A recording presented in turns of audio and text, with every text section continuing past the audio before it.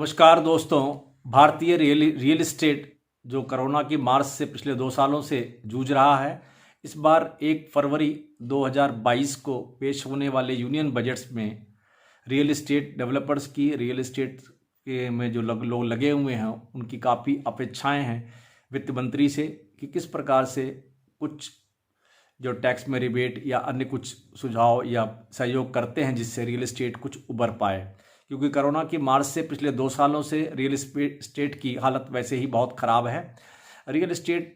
के जो लोग, जो उसमें समृद्ध लगे हुए लोग हैं, जो उनके जो डेवलपर्स हैं, उन लोगों की मांग है, एक्सपेक्टेशंस है वित्त मंत्री से कि इस बार रियल एस्टेट को स्टेटस ऑफ इंडस्ट्री का एक दर्जा दिया जाए। अब वित्त मंत्री इसको मानते हैं नहीं मानते हैं, भारत सरकार इसको मानती नहीं मानती, एक अलग सा विषय है। वैसे आपको बता देना यहाँ पर शायद उचित होगा कि अफोर्डेबल हाउसिंग की जो स्कीम है, जो काफ़ी पॉपुलर है एनसीआर एरिया के अंदर, इनको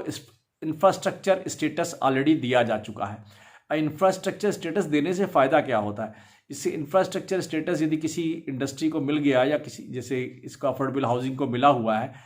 तो इससे क्या होता है, इजी लोन हो जाता है, लोन मिलना काफ़ी आसान हो जाता है और लेस इंटरेस्ट पर लोन मिलता है। और लोन मिलते से क्या होता है कि हाउसिंग सेक्टर में डेवलपमेंट होता है, चाहे चलिए अफोर्डेबल में ही हो रहा, तो उसमें जॉब्स का क्रिएशन होता है, इन्वेस्टमेंट इसमें काफ़ी ज़्यादा बढ़ जाता है क्योंकि लोन उनको ईजी मिल जाता है। और इससे क्या होता है, इन्वेंट्रीज काफ़ी आती हैं। इन्वेंट्रीज जो आएंगी अफोर्डेबल सेक्टर के अंदर, जो लो और मीडियम इनकम ग्रुप के लोग हैं, उनके लिए मकान ले पाना थोड़ा सुगम हो जाता है। और एक डिमांड और है कि जो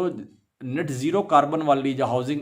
इंडस्ट्री है, जो कंस्ट्रक्शन जो एक्टिविटीज़ हैं जिसके अंदर आप मानते हैं ज़ीरो कार्बन होगा, उसको भी हाउसिंग इंडस्ट्री का ये मानना, हाउसिंग सेक्टर का ये मानना है, रियल एस्टेट सेक्टर का ये मानना है, इस पर भी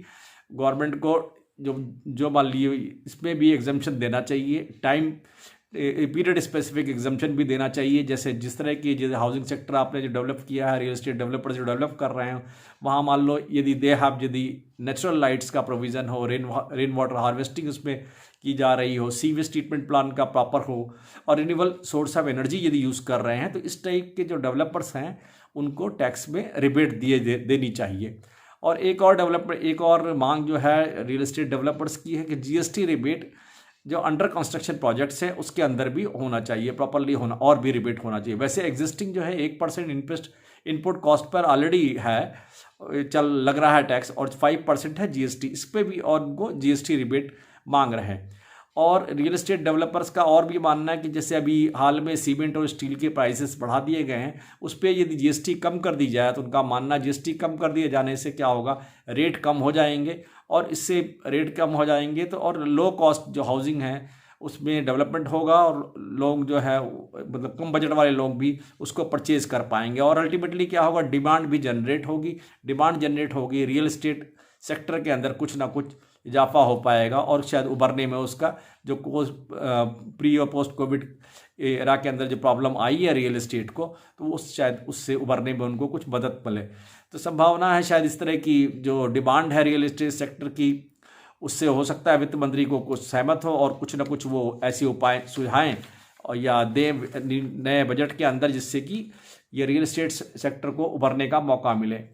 और एक और डिमांड ये भी है कि जो फर्स्ट टाइम बायर है, जो TEEA के तहत जो 1.5 लाख का उसको रिबेट कर मिलता है अभी तक, उसको 31 मार्च 2023 तक बढ़ा दिया जाए। और इसी तरह 80IBA को टैक्स बेनिफिट अप टू 2023 तक करने की बात हुई है। और एक और बड़ी गंभीर सी डिमांड है कि सर्किल रेट और जो ट्रांजैक्शन वैल्यूज़ का जो डिफरेंस है उसको कम से कम किया जाए, तो इससे भी काफ़ी फ़र्क आएगा रियल एस्टेट सेक्टर के अंदर। संभवतः वित्त मंत्री इन सब बातों पर ध्यान देंगी, और हो सकता है अपने आगामी जो 1 फरवरी 2022 को बजट आने वाला है, उन सब मुद्दों पर इस पर विचार करें, जिससे रियल एस्टेट को जो कोरोना से प्रॉब्लम हुई है उससे उभरने में मदद मिले। धन्यवाद।